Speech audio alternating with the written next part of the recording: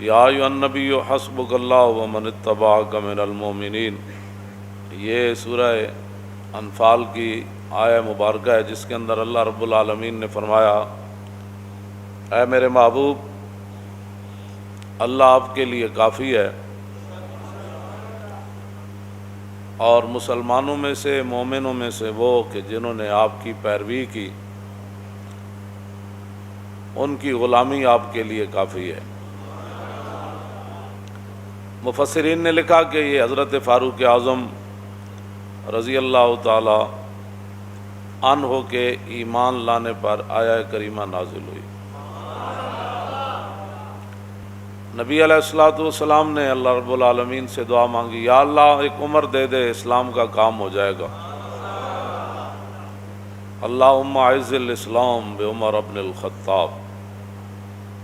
قیامت تک کوئی بھونکتا رہے، کسی کے بھونکنے سے کیا ہوگا؟ قیامت تک کوئی پیشاب میں منہ مارتا رہے، اسے ہمیں کیا غرض ہے؟ کہ جب رسول اللہ نے اللہ سے دعا مانگی، یا اللہ عمر کے ذریعے اسلام کو عزت دے دے۔ ما فشاند نور وساگ آؤ آؤ کند، ہر کسے بر خلقت خود می دند۔ پوری دنیا اور زمین آسمان اور کائنات کا ہر ذرہ حضرت عمر کو جانتا ہے، ان کی غلامی کو بھی جانتا ہے، رسول اللہ کے ساتھ وفاداری کو بھی جانتا ہے، اور رسول اللہ کے دین کا جو انہوں نے کام کیا ساری دنیا جانتی ہے، پہاڑ بھی جانتے ہیں، اور جو حیوان ہیں وہ بھی جانتے ہیں۔ جب فاروق اعظم رضی اللہ تعالیٰ عنہ کو لولو نے دو دھاری خنجر جو ہے زہر سے بجھا ہوا زہر آلود حضرت عمر پر دوران نماز، آپ نے اللہ اکبر فرمایا یا نہیں؟ صحابہ اس بارے میں واضح طور پر یہ بات ارشاد نہ فرما سکے کہ حضرت عمر نے اللہ اکبر فرمائی یا ابھی ہاتھ ہی اٹھائے تھے تو اس نے آپ پر حملہ کر دیا دوران نماز، تو آپ کا جسم مبارک جو ہے وہ کٹ گیا اور آپ مصلی رسول کے ساتھ ہی گر پڑے۔ تو بعد میں صحابہ پھر ایک حکیم کے پاس گئے، آپ کے علاج کے لیے دور دراز اسے لینے کے لیے گئے کہ بھئی آپ آئیں حضرت عمر کا علاج کریں۔ جب وہ حکیم صاحب صحابہ کے ساتھ آ رہے تھے تو راستے میں کہنے لگے میں واپس جا رہا ہوں، حضرت عمر کا تو وصال ہو گیا ہے۔ وہ کہنے لگے آپ کو کیسے پتہ؟ آپ نے فرمایا یہ جو بکری ہے نا دیکھ رہے ہیں، یہ جو فصل کھا رہی ہے یہ اس مالک کی نہیں ہے، یہ کسی اور کی بکری ہے جو غیر کا فصل کھا رہی ہے، اور جب تک حضرت عمر زندہ تھے تو بکریاں بھی غیر کا فصل نہیں کھایا کرتی۔ یہ اس بات کی دلیل ہے کہ حضرت عمر دنیا سے تشریف لے گئے۔ تو جو لوگ بے نماز ہیں، اور بے نماز بھی اس طرح ہیں کہ وہ جماعت کو کوئی اہمیت نہیں دیتے،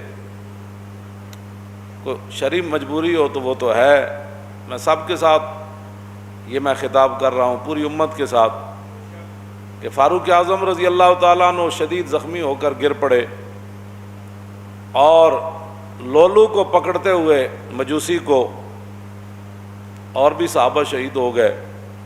پھر ایک صحابی نے اس کے اوپر کمبل ڈالا، اس نے پھر اپنی گردن کاٹ دی تاکہ یہ راز راز ہی رہے کہ حضرت عمر کے شہادت کے لیے کہاں سے سازش چلی۔ تو بات جو میں کرنے لگا ہوں بہت بڑی بات ہے، اگر کسی کو سمجھ آ جائے کہ فاروق اعظم رضی اللہ تعالیٰ عنہ کو اگر بر وقت صحابہ اٹھا کر گھر لاتے، بر وقت علاج معالجہ ہوتا، تو یہ تو اللہ کی تقدیر ہے، اس کی میں بات نہیں کر رہا، لیکن جو بظاہر اسباب ہیں، بر وقت حضرت عمر کا علاج ہو جاتا تو ممکن ہے حضرت عمر بچ جاتے یا کچھ دن اور امت کو فائدہ ہو جاتا، لیکن حضرت عمر وہاں آپ کا پیٹ مبارک کٹا ہوا ہے، خون بہہ رہا ہے، اور جماعت بالکل تیار ہے، تو نہ مسجد میں افراتفری مچی، نہ کسی نے جماعت کو چھوڑا، اور دو صحابہ کی لاشیں بھی پڑی ہیں وہاں، شہید ہو گئے۔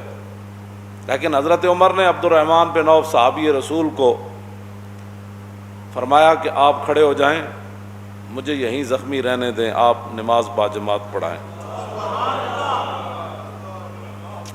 بس اگر کسی کو سمجھ آ جائے تو بہت بڑی بات ہے، اتنا بڑا نقصان ہو رہا تھا، لیکن حضرت عمر نے فرمایا نہیں، جو رسول اللہ راہ دے کر گئے نا، نماز پڑھائیں آپ۔ حضرت عمر ساتھ خون بہہ رہا ہے اور صحابہ کی لاشیں بھی پڑی ہوئی ہیں، لیکن جماعت نہیں چھوڑی گئی۔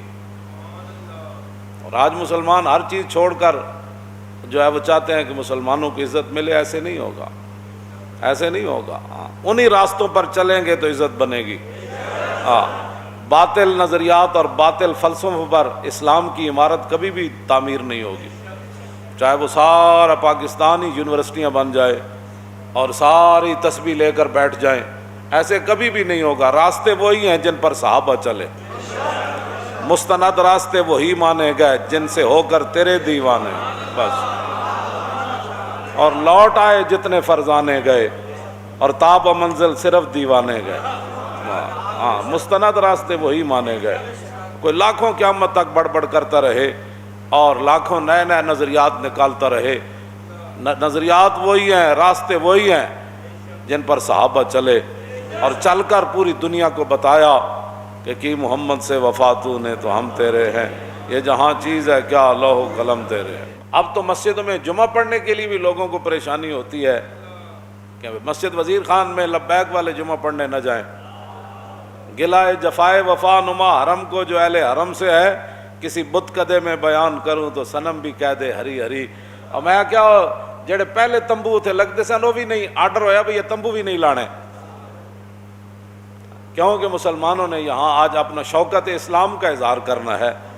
ہاں جی، اقبال کہندا شکوہ عید کا منکر نہیں ہوں میں، مگر قبول ہے فقط مرد حر کی تکبیریں۔ اقبال کہندا میں عید اجتماع دا میں منکر نہیں، لیکن اللہ اکبر بھی جنیاں دی قبول ہوندی۔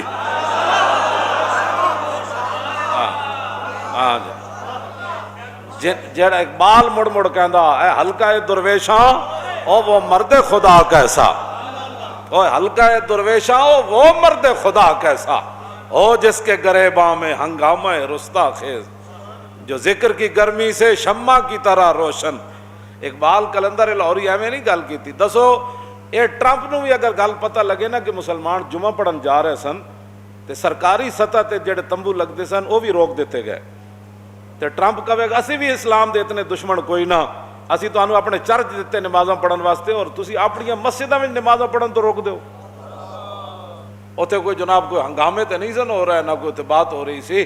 دسو تسی شاعر دا میں جڑا شعر پڑھیا نا او دا معنی اے وے کہ جو کچھ مسلمان اسلام نال کر رہے ہیں نا، میں کسی بت کدے وچ جا کے کہاں کہ وزیر خان مسجد وچ لوگوں نو سہولت نماز واسطے نہیں دیتی گئی اور لوگوں نو پکھے نہیں لا کے دیتے گئے، دریاں مسلے نہیں بچھائے گئے، تمبو نہیں لایا گیا، اس گرمی وچ پانی دا کوئی انتظام نہیں کیتا گیا، تے شاعر کہندا جے میں کسی بت کدے وچ جا کے بیان کراں نا کہ کلمہ پڑھن والےاں جمعے والے دن اے حال کیتا ہے، تے پھر بت بھی کہہ دے واہ واہ بھائی کیا بات ہے تھوڑی، واہ واہ بھائی مینوں منن والے تے پھر بڑا کچھ کردے ہیں تے تسی وحدہ لا شریک نو من کے اے کر دیو۔